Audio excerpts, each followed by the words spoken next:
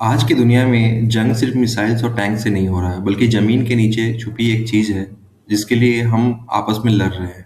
उसका नाम है रेयर अर्थ मिनरल्स। जो कंट्री इसको कंट्रोल करेगी, फ्यूचर की इकोनॉमी, टेक्नोलॉजी और पावर उसी के साथ होगी। रेयर अर्थ मिनरल्स क्या होते हैं? रेयर अर्थ मिनरल्स की अगर बात करें तो 17 स्पेशल एलिमेंट हैं, लाइक नियोडियम, लिथियम, सीरियम, लैंथियम। ये रेयर इसलिए है क्योंकि ये मिलते मतलब इजली मिलते नहीं है। रेयर इसलिए क्योंकि इनको निकालना और प्रोसेस करना भी बहुत मुश्किल है। ये मिनरल्स यूज होते हैं मोबाइल फोन बनाने में, इलेक्ट्रॉनिक व्हीकल्स में, मिसाइल्स में, सोलर पैनल में, एआई चिप्स में, जिनका फ्यूचर में बहुत डिमांड है। सिंपल वर्ड में, मॉडर्न दुनिया का हर स्मार्ट प्रोडक्ट रेयर अर्थ के बिना इम्पॉसिबल है। इसलिए आपस में सभी लड़ रहे हैं। हर कंट्री इसके पीछे क्यों पड़ा है? ऑयल एक दिन खत्म हो जाएगा, कोल पॉल्यूशन फैलाता है, फ्यूचर क्लीन एनर्जी और टेक्नोलॉजी का है। तो और रेयर अर्थ मिनरल जब आएंगे तो क्लीन एनर्जी को पावर देते हैं, मिलिट्री को सुपर एडवांस बनाते हैं, इकोनॉमी को फ्यूचर रेडी करते हैं। इसलिए कंट्रीज बोल रही है जिसके पास रेयर अर्थ उसके पास फ्यूचर है। ठीक है। कौन से कंट्री के पास कितना रेयर अर्थ है? चाइना की अगर बात करें तो वर्ल्ड का किंग है वो रेयर अर्थ में। 60 से 70% ग्लोबल प्रोडक्शन, 90% प्रोसेसिंग कंट्रोल, और चाइना चाहे तो सप्लाई बंद करके दुनिया को हिला सकता है। ठीक है। यूएसए की बात करें तो रिसोर्स है पर प्रोसेसिंग बहुत वीक है उसका। चाइना पे डिपेंडेंसी है और बढ़ भी गया है ज़्यादा।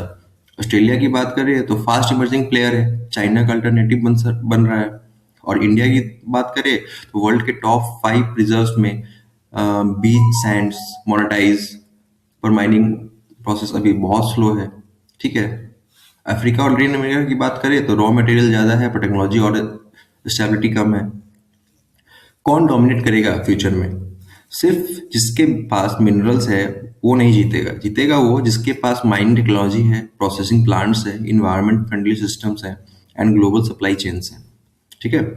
चाइना अभी आगे है पर USA, India, Australia China dependency तोड़ने की कोशिश में है। और इससे क्या होगा? फ्यूचर इकोनॉमिक्स पे इसका असर पड़ेगा। रेयर अर्थ से न्यू ट्रिलियन डॉलर इंडस्ट्री बनेगी। EV, AI, defence, space economy boom करेगी। स्टॉक मार्केट में rare earth company super power बनेगी। जैसे 20th सेंचुरी में ऑयल कंपनी थी, वैसे ही 21st सेंचुरी में रेयर अर्थ कंपनीज होंगी। ठीक है।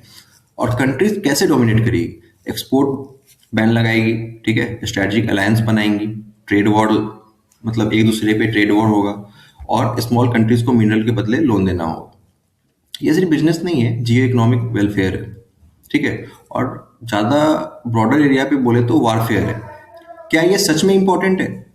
यस, बहुत इंपॉर्टेंट है। अगर रेयर अर्थ कंट्रोल नहीं, टेक्नोलॉजी स्लो हो जाएगी, डिफेंस वीक हो जाएगा, इकोनॉमी डिपेंडेंट बन जाएगा। ठीक है। इसलिए रेयर अर्थ का मतलब है power plus economy plus security. मैं इसको कंक्लूड करना चाहूँ अगर, तो फ्यूचर का सुपर पावर वही होगा जिसके पास सिर्फ वेपन नहीं बल्कि रेयर अर्थ मिनरल्स का कंट्रोल होगा। ठीक है। अगर आप फ्यूचर इकोनॉमिक्स और जियो पॉलिटिक्स समझना चाहते हो तो हमारे चैनल को लाइक कीजिए, शेयर कीजिए और सब्सक्राइब कीजिए। और वीडियो पसंद आया हो तो लाइक करो। ठीक है। और ज़्यादा से ज़्यादा लोगों तक शेयर करो। Thank you so much Phoenix finance में बने रहने के लिए।